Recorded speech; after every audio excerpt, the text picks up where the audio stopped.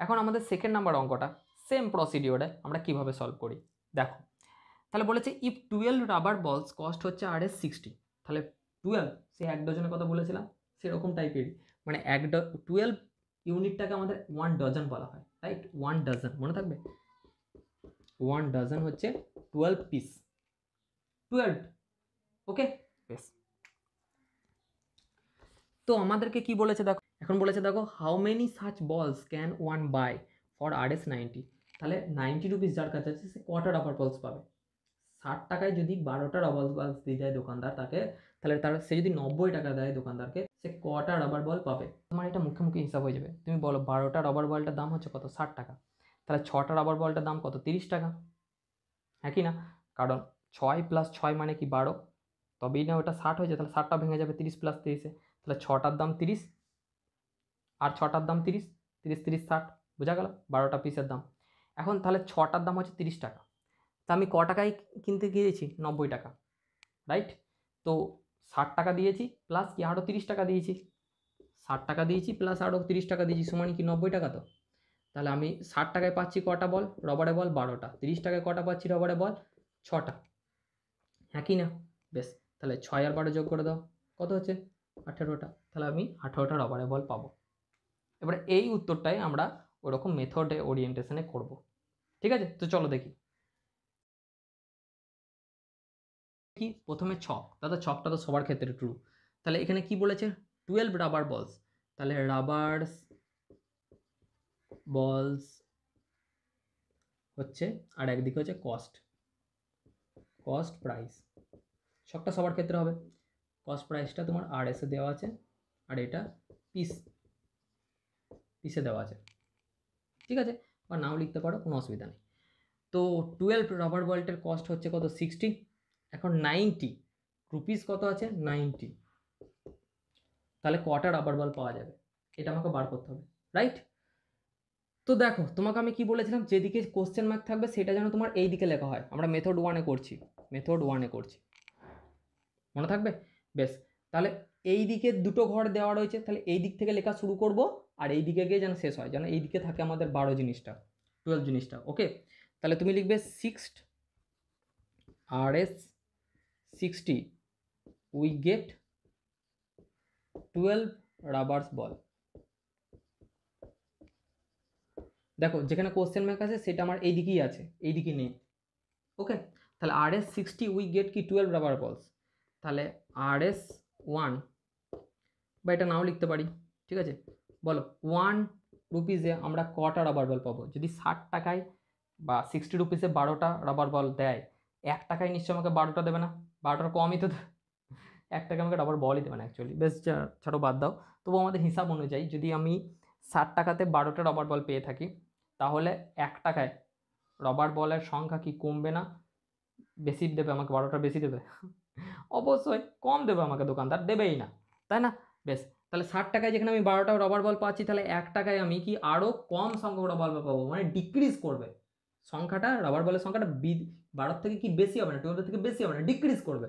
তাহলে যার ঘর সে বসলো দাদা, যার নিচে এক লিখেছি বাই দিয়ে 60, তাহলে আমি তোমার এতগুলো রাবার বল পাচ্ছি। আমি এখানে ক্যালকুলেশন করবো না, লাস্ট স্টেপে করবো। বেশ, এখন আমাদের কি বলেছে? 90 রুপিসে, তাহলে 90 রুপিসে উই গেট, তাহলে 1 রুপিসে we get this amount of rubber balls, তাহলে 90 রুপিসে উই গেট, 1 টাকায় যদি আমি এতগুলো রাবার বল পাই, তাহলে 90 টাকায় কি বেশি পাবো না কম পাবো? ইনক্রিজ হবে না ডিক্রিজ হবে? বেশি পাবো, ইনক্রিজ বোঝাচ্ছে, তাহলে ইনক্রিজ বললে মাল্টিপ্লাই। তাহলে এই নাম্বারটা যেটা আছে সেটা লিখবো, যার যেটা ঘর সেটা থাকবে, এই নাম্বারটা 1-এর নিচে এই নাম্বারটাকে লিখেছি, তাহলে সেই নাম্বারটা ইন্টু 90। বোঝা গেল না? 1 টাকায় আমি এতগুলো রাবার বল পাচ্ছি, তাহলে আমি 90 টাকায় কি আরও বেশি সংখ্যক রাবার বল পাবো, তাহলে মাল্টিপ্লাই হয়ে গেল, ঠিক আছে? বেশ, তাহলে এর নিচে কিছু নেই মানে 1 আছে, তাহলে এবার কাটাকাটি করো, 3 দিয়ে কেটে দাও, প্রথমে 10 দিয়ে কেটে দাও, তাহলে কত হবে? এটা 9 আর এটা হবে 6, 6 দিয়ে কেটে দাও, 6 কে 6, 6 দুগুণে 12, 9 দুগুণে 18। দেখো 18টা রাবার বল উত্তর হবে, প্রথমেই বলেছিলাম, হয়ে গেল 18। ওকে, চলো এটা মেথড 2-তে করি।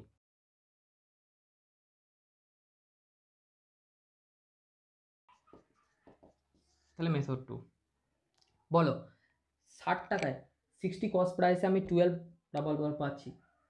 90 কস্ট প্রাইস, তাহলে এখানে কি প্রাইস কি ইনক্রিজ হয়েছে? তো প্রাইস ইনক্রিজ হয়েছে, তাহলে 90 কস্ট প্রাইসে আমি কি রাবার বলসের সংখ্যা বেশি পাবো না কম পাবো? অবশ্যই বেশি পাবো। তাহলে এটাও কি তোমার ইনক্রিজ হবে, টাকাও বাড়ছে, এদিকে রাবার বলের সংখ্যাও বাড়বে, হ্যাঁ কি না? বেশ, তাহলে এটা ডাইরেক্ট ভেরিয়েশনে আছে, হ্যাঁ কি না? তাই না? কত ইজি দেখো। তাহলে তুমি এখানে লিখবে cost price and rubber balls belongs in a direct variation,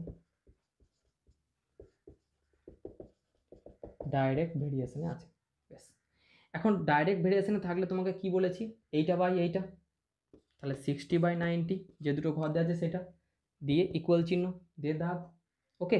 এইটা বাই এইটা 12।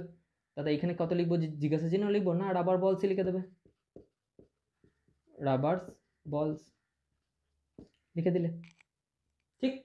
দাদা এই লাইনটা দেখে দেখে কি আগের লাইনটা লিখে দেবো, আগের লাইনটা আমাদের হবে কি 60:90 রেশিও করে এসেছি, এই দাগটা কিসে কনভার্ট হবে, ইস-টুতে, সমান বা ইকুয়াল চিহ্ন কিসে কনভার্ট হয়, ডবল ইস-টুতে, 12:, এই যে দাগটা কনভার্ট হয়ে গেল ইস-টুতে, রাবার বল, ওকে। বেশ, এখন দাদা রাবার বলসে ভ্যালু বার করতে গেলে আমাকে কি করতে হবে না, অর দিয়ে নেক্সট স্টেপ করতে হবে, কারণ ওরা ইকুয়াল চিহ্ন ব্যবহার করে নিয়েছে, তাহলে রাবার বল গুণ হয়ে যাবে 60-র সাথে, 90 গুণ হয়ে যাবে 12-এর সাথে, তাহলে আর বল করলাম, হ্যাঁ রাবার বল মানে আর বল গুণিত 60, রাবার বল চলে এলো 60-র সাথে মাল্টিপ্লাই হতে, আর 90 চলে গেল কি তোমার 12-এর সাথে মাল্টিপ্লাই হতে, রাইট। এবার রাবার বলসে ভ্যালু বার করতে হবে, তাহলে ইকুয়েশনের এই সাইডে বা যে কোনো একটা সাইডে ওকে কী করতে হবে, তো এই সাইডে আছে আমি 60টাকে হাঁটিয়ে দিই, 60টা ওর সাথে কি মাল্টিপ্লাই হয়ে আছে, তাহলে ওই দিকে গেলে কী হয়ে যাবে, ডিভাইড হয়ে যাবে, ওকে। তাহলে আর বল রাবার বল মানে হচ্ছে 90 গুণিত 12/60 হলো। এবার 10 দ্বারা কি কাটাকাটি করো, হ্যাঁ দেখো 6 এলো 9 এলো, 10 দ্বারা দুটোকে কেটে দিলাম, 6 1 যা 6, 6 2 যা 12, তাহলে 9 2 18, 80, এই হয়ে গেল। এবার তোমার মনে হতে পারে দাদা এখানে রেশিও প্রপোর্শন মেথড হওয়া উচিত, এই ডাইরেক্ট ভেরিয়েশন কোথা থেকে এলো? তো বাবা এই রেশিও প্রপোর্শন মানেই হচ্ছে ভেরিয়েশন অ্যাকচুয়ালি, তুমি ক্লাস 10-এ ওঠো, করাবো তোমাকে। তো চলো দেখি পরের অঙ্কটা। দেখো এখন 3 নাম্বার অঙ্কটা আমরা কিভাবে সলভ করি। বলেছে a boy runs 930 metre in going round field 3 times, what distance will be covered if he goes round the field 10 Times.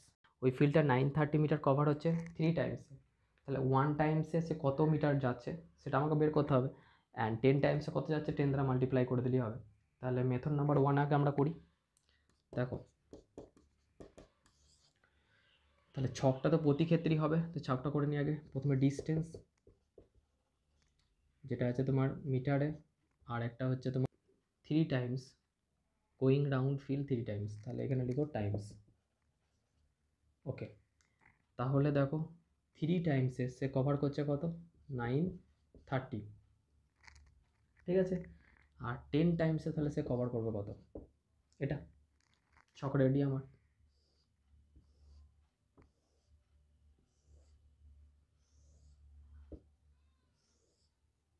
বেশ, এবারে মেথড ওয়ানে, তাহলে যেটা দেওয়া আছে যে দুটো দেওয়া আছে সেখান থেকে শুরু করব।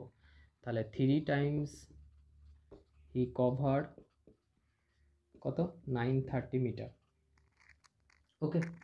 তাহলে 1 টাইমসে হি কভার, দেখো 3 টাইমসে সে যাচ্ছে কত 930 মিটার, তাহলে 1 টাইমসে যদি এক পাক মারে তাহলে বলো সে বেশি যাবে না কম যাবে, নিশ্চয়ই কম যাবে। 3 টাইমস যাওয়ার পর সে 930 মিটার যাচ্ছে, তাহলে 1 টাইমস গেলে কি 930 থেকে কম ডিস্টেন্সে যাবে, তাহলে 930 ঘরে 930 বসলো, যার কাছে 1 লিখেছি তার কাছে বাই 3 এত মিটার, ঠিক আছে।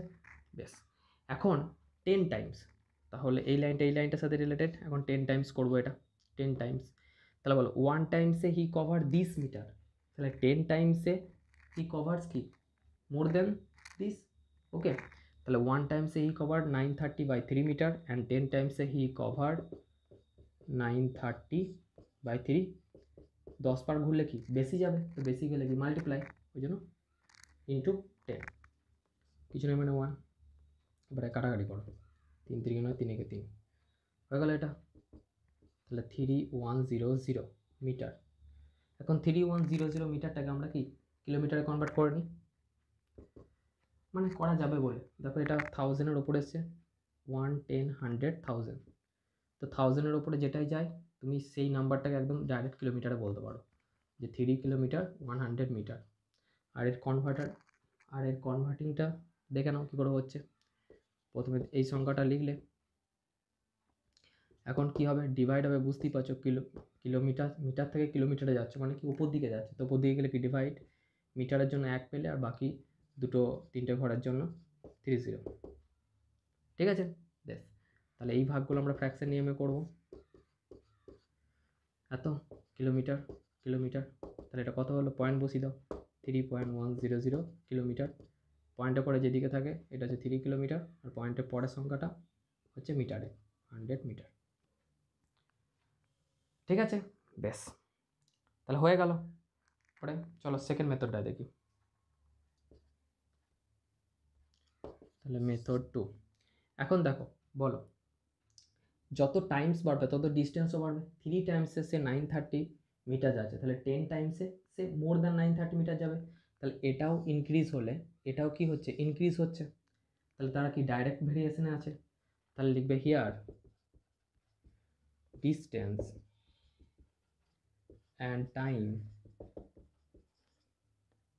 আর ইন ডাইরেক্ট ভেরিয়েশন।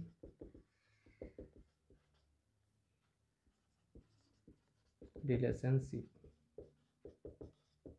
হয়ে গেল, লিখে দিলে। এখন ডাইরেক্ট ভেরিয়েশন হলে কি, এটা বাই এটা, তো এটা বাই এটা, তাহলে 3/10 ইকুয়াল চিহ্ন 930 ওপরে, আর এখানে কি ডিস্টেন্সই লেখো। ঠিক, বেশ। এখন এটা দেখে দেখে ওপরের লাইনটা লিখবো। তাহলে 3 এই দাগটা মানে = 10 ইকুয়াল সাইন মানে = 930 ডিস্টেন্স। ঠিক আছে, বেশ। এবারে এই লাইনটা থেকে ক্যালকুলেশন কী করে করবো, অর দাও, নেক্সট স্টেপ, ডিস্টেন্সের সাথে 3 কী হয়ে যাবে, মাল্টিপ্লাই হয়ে যাবে। ডিস্টেন্স, এগুলো আমরা রেশিও চ্যাপ্টারে করে এসেছি, ঠিক আছে, 10 গুণিত 930। ওকে, এবার ডিস্টেন্সকে কী করবো, একা করব ডিস্টেন্স। তাহলে 3টা মাল্টিপ্লাই আছে, ওইদিকে গেলে কত হবে, ডিভাইড হয়ে যাবে 3। ঠিক আছে, বেশ। এবার এটা কাটো, তাহলে 3 3 is 9, এটা তাহলে 3100 মিটার মানে হচ্ছে 3 কিলোমিটার 100 মিটার। এই যে 1000-এর উপরে গেছে। সেম উত্তর আসবে, মেথড চেঞ্জ করলেও তোমার উত্তর আলাদা আসবে না। ঠিক আছে, তো দেখে নাও, এভাবেই করতে হবে। তো চলো নেক্সটটা করি। এখন দেখো আমাদের 4 নাম্বার প্রবলেমটা কি বলেছে, দেখো 16 metre of cloth cost RS 1456। তাহলে 16 মিটার কাপড়ের টুকরোর প্রাইস কত, 1456। A man requires 5 metre of cloths to make a sweet.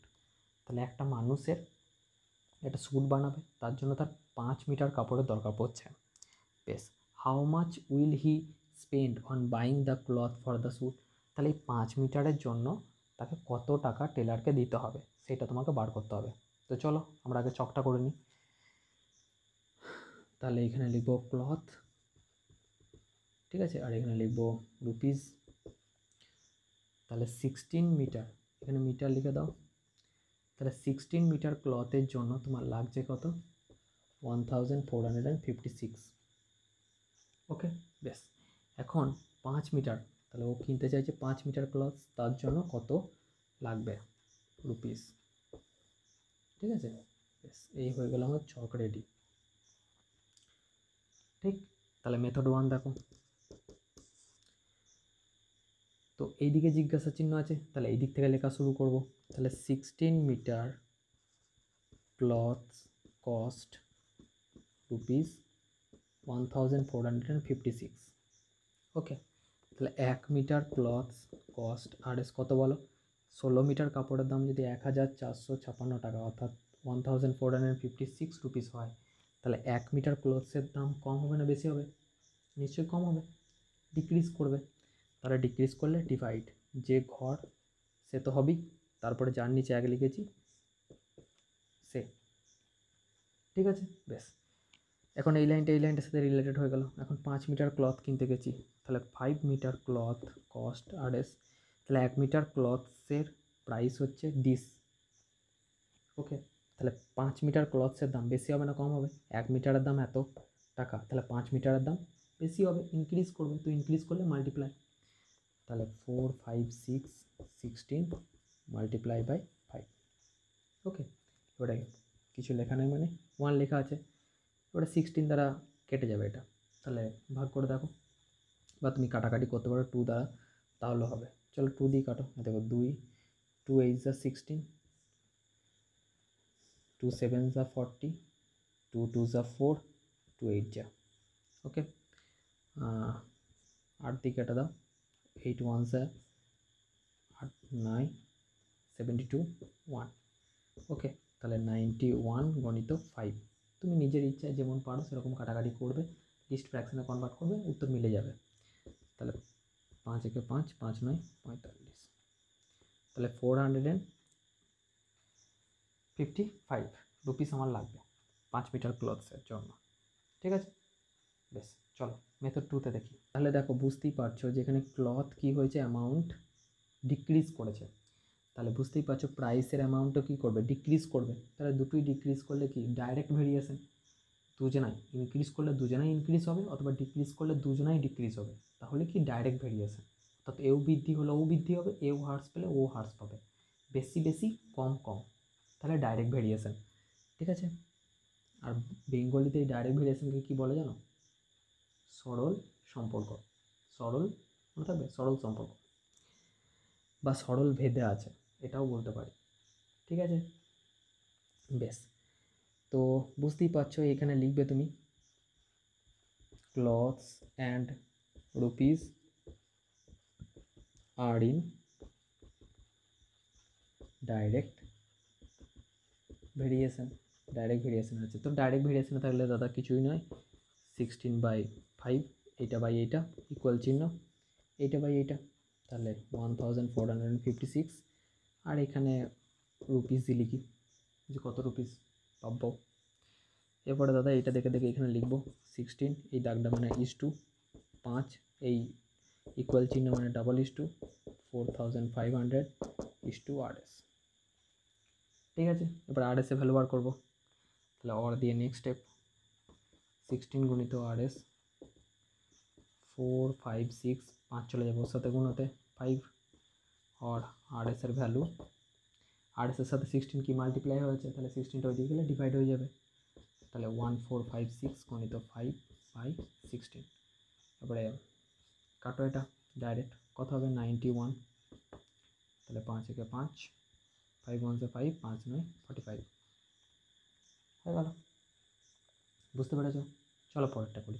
এখন 5th নাম্বার প্রবলেমটা আমাদের কি বলেছে, বলেছে the cost of 7 litre of petrol RS 427, how many litres of petrol can one buy for RS 734।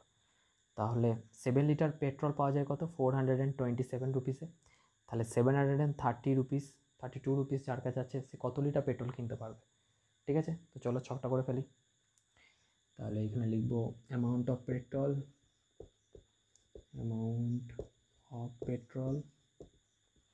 আর এদিকে লিখবো রুপিস। তাহলে অ্যামাউন্ট অফ পেট্রোল কত বলো, 7 লিটার, এখানে ইউনিটটা দিয়ে দেবো এভাবে ব্র্যাকেটে, 7 লিটারের দাম হচ্ছে কি, তো 427 রুপিস। তাহলে 732 রুপিসে সে কত পেট্রোল কিনবে। ঠিক,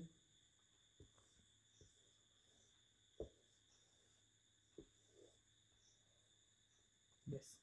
তাহলে মেথড 1 দেখো, এই দিকে দেওয়া আছে, তাহলে এই দিক থেকে লেখা শুরু করব। তাহলে 427 rupees a man buy 7 litre of petrol. ঠিক আছে, আর লিখলাম না, জায়গা নেই বলে তুমি অফ পেট্রোলটা লিখবে, 7 লিটার অফ পেট্রোল।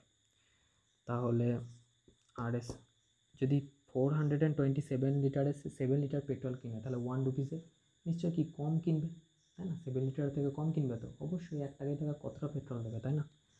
তাহলে a man buy 7/427 litre of petrol, কত রুপিস, 700। RS 732 রুপিসে হি ক্যান বাই, তাহলে 1 রুপিসে he buy this amount of petrol.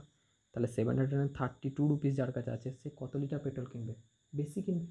1 টাকা থেকে 1 টাকায় যতটা পেট্রোল কিনে তার থেকে বেশি কিনবে। তো বেশি হলে ইনক্রিজ করলে মাল্টিপ্লাই, তাহলে 7/427 মাল্টিপ্লাই বাই 732।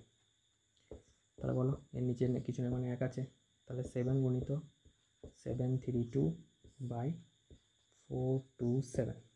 ওকে,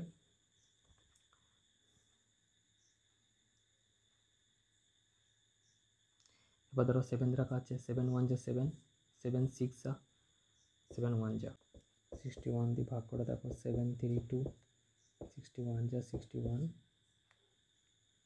তাহলে এটা 2 হলো, এটা 1 হলো, এটা 2 হলো। ঠিক আছে, তাহলে 2 দ্বারা চালাও, 2 দ্বারা,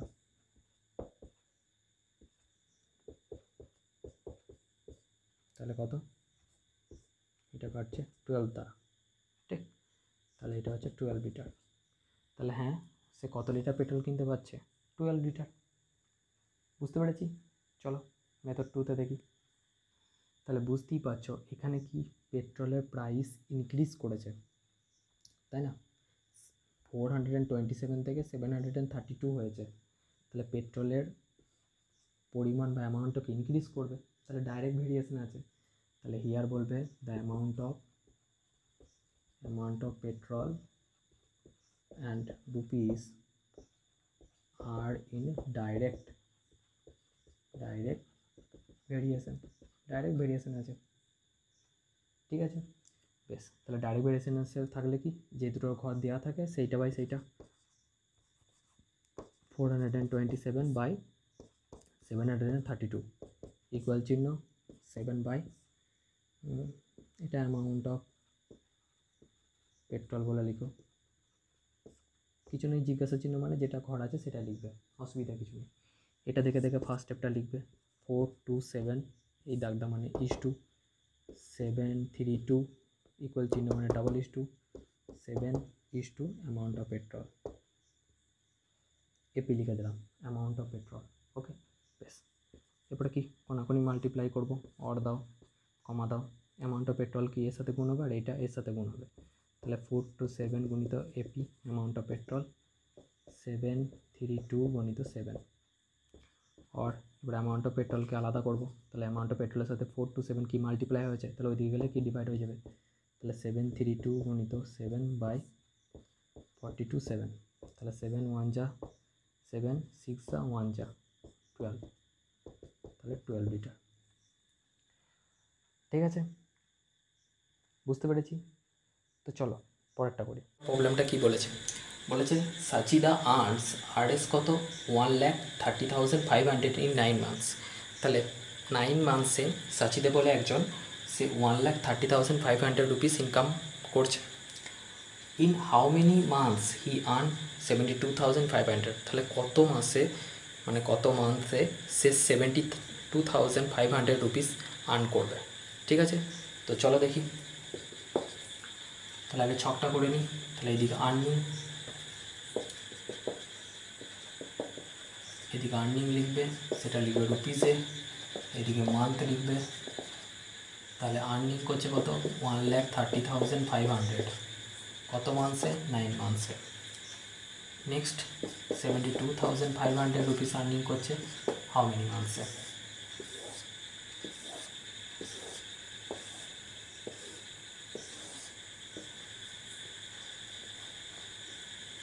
ঠিক আছে, বেশ, তাহলে মেথড 1 দেখো কী করে সলভ করি আমরা। তাহলে যে দুটো ঘর দেওয়া আছে সেই দিক থেকে লেখা শুরু করবো। দেখো 1,30,500, 1,30,500, আমি আর লিখলাম না, অ্যারো দিয়ে দিলাম। তুমি কি লিখবে, এখানে অ্যারো দেবে না কিন্তু, তুমি লিখবে ফুল বাক্যে যে 1,30,500 রুপিস আর্ন সাচিদা ইন 9 মান্থস। ওকে, তাহলে আমি শুধু এটা লিখলাম যে 1,30,500 রুপিস আর্নিং করছে 9 মান্থসে। তুমি এখানে অ্যারো দেবে না, আবারও বলছি, তুমি লিখবে, বলে স্যার পরীক্ষার হলে নাম্বার কেটে দেবে। বোঝা গেল? জাস্ট আমার এখানে এখন জায়গা নেই, টাইমও নেই, সেই জন্য আমি অ্যারো দিলাম। ঠিক আছে, ম্যানেজ করো। এবারে বলো তাহলে এত টাকা ইনকাম করতে তার 9 মান্থ সময় লাগছে, তাহলে 1 টাকা ইনকাম করতে তার বেশি সময় লাগবে না কম সময় লাগবে? ভালো করে বুঝে দেখো, 1 লাখ টাকা ইনকাম করতে তার 9 মাস সময় লাগছে, 1 টাকা ইনকাম করতে তার 9 মাস সময়ের থেকে বেশি লাগবে? নিশ্চয়ই কম লাগবে না। তাহলে কম হলে এবার ডিক্রিজ হলে কী হবে? ডিভাইড হবে কিন্তু, বুঝতে পেরেছ? ডিভাইড। তাহলে যার ঘর সে হলো বাই 1,30,500 কমে গেল। ঠিক আছে, তাহলে এত টাকা 1 লাখ টাকা ইনকাম করতে 9 মাস সময় লাগছে, তাহলে 1 টাকা ইনকাম করতে নিশ্চয়ই কম হবে, তাহলে 9 বাই দিস নাম্বার। ওকে, তারপরে বলো 72,500 রুপিস ইনকাম করতে তার কত লাগবে? তাহলে 1 টাকা ইনকাম করতে তার এত মাস সময় লাগছে, তাহলে 72,000 রুপিস ইনকাম করতে তার কি বেশি সময় লাগবে, তাই না? তাহলে এই নাম্বারটা গণিত 72,500, এর নিচে কিছু না, মানে 1 আছে। এরপরে করো কাটাকাটি, এই শূন্য কাটলাম, এই শূন্য কাটলাম, 5 দ্বারা কেটে যাবে, দেখো 6 5 একে 5, ঠিক আছে। আর এখানে 5 দিয়ে কাটলে 5 একে 5, 6 7 2, তো 22, 5 4 20, 5 5 25, এই 3 8 যা 24, 4 5 6 2 21, 3 7 21, ঠিক আছে। আর কাটছে 8 আর 7 16 15, হ্যাঁ কাটছে, দেখো 3 1 যা 3 3 3 দুগুণে 6, 27 3 9 27, ঠিক আছে।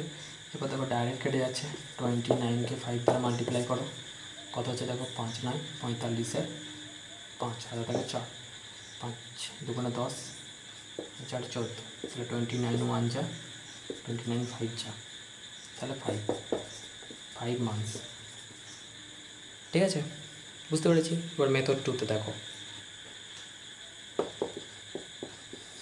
তাহলে বুঝতেই পারছো যে এত টাকা ইনকাম করতে 9 মাস সময় লাগলে এত টাকা ইনকাম করতে কম সময় লাগবে, তাহলে টাকাটার অ্যামাউন্টও করছে তো মান্থসের অ্যামাউন্টও কমবে, তাহলে দুজনে কি ডিক্রিজ করছে, মানে কি ডাইরেক্ট ভেরিয়েশন। তাহলে আর্নিং অ্যান্ড মান্থস